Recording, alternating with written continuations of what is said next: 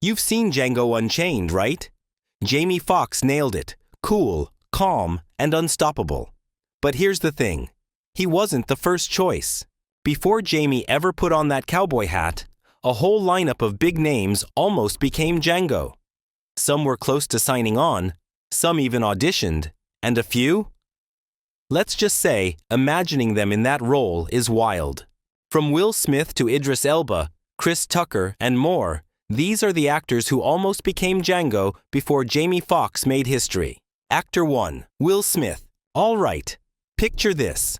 Will Smith, our Fresh Prince himself, almost became Django. Yup, that Django. Quentin Tarantino actually wanted him for the role first. It was this close to happening. Tarantino wrote the part with Will in mind, and they even met to talk about it. But Will, being Will, had some thoughts. He told Quentin, "I need to kill the bad guy." And Quentin was like, that's not exactly how this story goes. So Will backed out. He said Django wasn't really the main guy in the movie, and that he was busy saving the world in Men in Black 3. Fair enough. But let's just imagine for a second, Will Smith as Django. Oh man, what a wild ride that would have been. You can totally see him riding up on a horse, giving that signature smirk, maybe throwing in a slick one-liner before shooting someone like, "Now that's what I call payback." Instead of Jamie Foxx's quiet and serious version, Will's Django would have had some attitude. More charm, more jokes, more "aw yeah" moments. And think about it. Will Smith's Django teaming up with Christoph Waltz's Dr. Schultz? That would have been pure chaos. They'd be trying to out-talk each other every scene. And when it came to Broomhilda, you know Will would have turned that love story up to 11.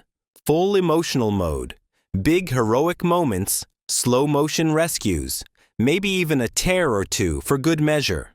The movie would have felt totally different. Probably less bloody and more emotional, like a dramatic western mixed with a Will Smith blockbuster. The soundtrack might have even had a new rap song, "Gettin' Django with It." Okay, maybe not, but it's fun to think about. In the end, Will said no, and Jamie Foxx took the role and absolutely nailed it. But still, imagining Will Smith in that cowboy hat, cracking jokes and blasting bad guys? That's one alternate universe I'd love to visit. Actor 2. Michael K. Williams. Okay, so here's the wild part. After Will Smith, Michael K. Williams, yeah, Omar from The Wire, almost became Django. He actually sat down with Quentin Tarantino to talk about it, and QT was into it. He loved Michael's quiet strength, that "don't mess with me" energy. But the timing just didn't work out. Michael was filming Boardwalk Empire, and the schedules clashed. Tarantino even thought about writing him a new role because he liked him that much. But sadly, it never happened. Now, if you've ever seen Michael K. Williams in The Wire, you know he didn't need to shout to take over a scene. Remember that courtroom moment where Omar just sits there while everyone tries to tear him down, and then he calmly turns it all around with one sharp line? That's the kind of control he had. Total power without breaking a sweat. So imagine that in Django Unchained. Picture Michael's Django in one of those tense standoffs, surrounded by enemies. He's quiet, not panicking, just staring at everyone like, "Go ahead. Try me, you'd feel the danger before he even moved." Or in a scene where Django's locked up, instead of shouting or struggling, he'd wait, patient, calculating, and when the chance came, he'd act fast and clean. His version of Django would have been darker, quieter, more thoughtful. You wouldn't be cheering as much as holding your breath, waiting for his next move. That's the thing about Michael.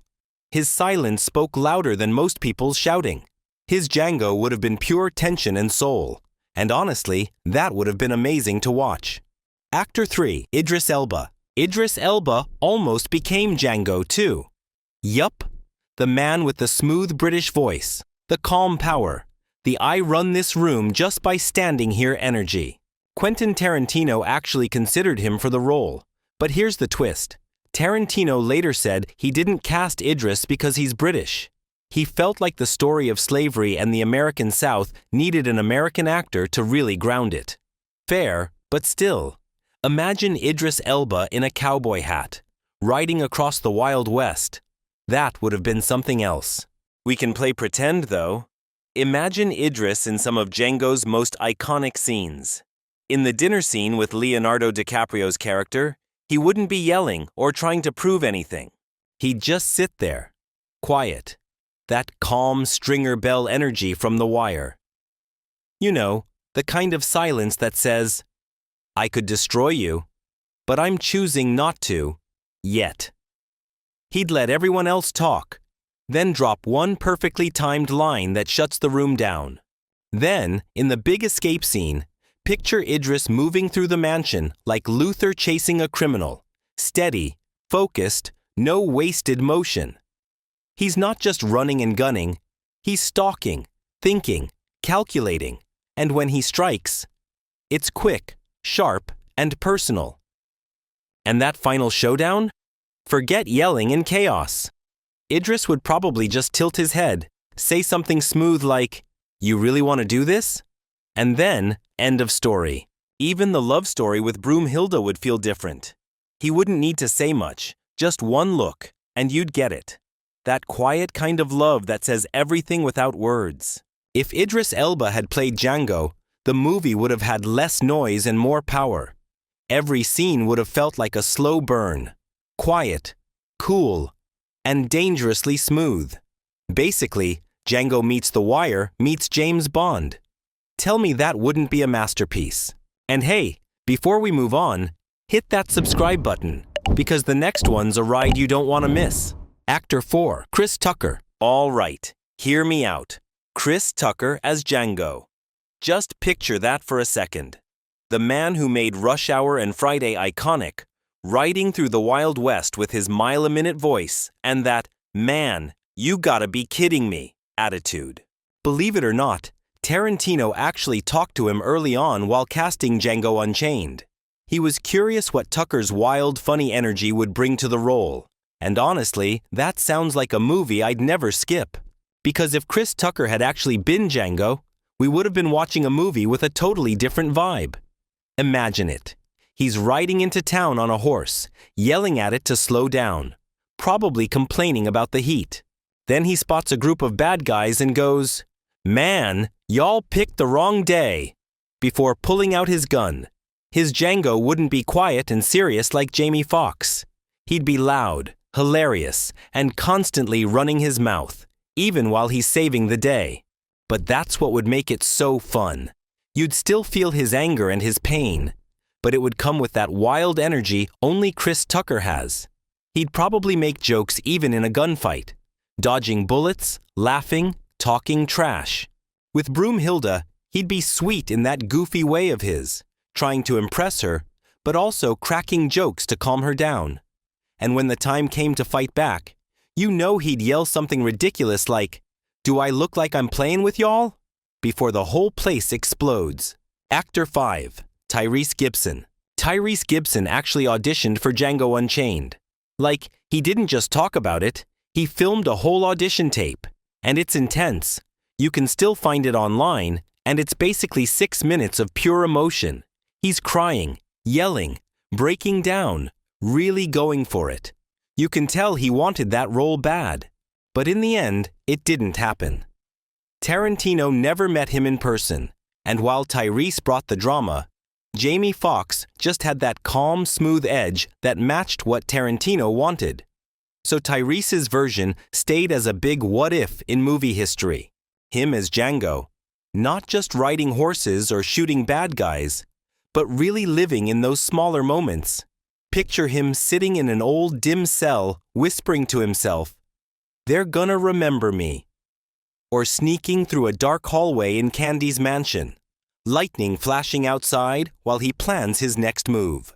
There's a storm scene in my head too. Rain pouring. Tyrese's Django standing in front of a burning barn, completely silent, just staring at the flames like they're his past. Or imagine him in a quiet church, lit only by candles, head down, whispering a prayer, not for forgiveness, but for strength. If Tyrese had played Django, the movie would have been more emotional and dramatic, less cowboy cool, more soul and storm. He would have turned every stare, every whisper, into something heavy and heartfelt. It wouldn't be the Django we know, but it definitely would have been a version we'd still be talking about today. Actor 6, Terrence Howard. Let's talk about the last one in the list. Terrence Howard. Yeah, the man with that smooth voice and serious eyes that always look like they've seen too much. Turns out, he was one of the actors Quentin Tarantino actually met with when he was casting Django Unchained. QT liked the idea of him playing Django, but it never moved forward. He was just one of the early contenders before the role went to Jamie Foxx. Now, Terrence Howard as Django would have been something totally different. He's got that emotional depth. You've seen it in Hustle and Flow and Crash, where he can go from calm and collected to heartbroken and furious in a second. So imagine him as Django, standing in front of a bunch of bad guys, voice low, saying something like, "You don't know what kind of pain you just woke up." You can already feel it, right? The mix of sadness, anger, and cool confidence. In those tense scenes, Terrence's Django wouldn't need to yell or overdo it. He'd just stare them down, eyes filled with a story you don't even need to hear. And if he got into a fight, you'd see that switch flip. All the emotion he was holding in just exploding in one precise move. Even in the quieter moments, like Django's struggles or his memories, Terrence would bring that heartbreak that makes you feel everything with him. You'd see the pain, the hope, the love, all in one look. If Terrence Howard had played Django, the movie would have felt more emotional, more dramatic, and maybe a little sadder. It would have been Django with a soul that hurts and fights at the same time, and honestly, that version would have hit deep. But hey, before you go, what if I told you Tarantino played with the truth again in Inglourious Basterds? How much of that wild, revenge-filled story was real, and how much was pure Hollywood chaos? Click on Fact or Fiction. What's true in Inglourious Basterds? To find out. And while you're at it, don't forget to subscribe. Trust me, you won't want to miss what's coming next.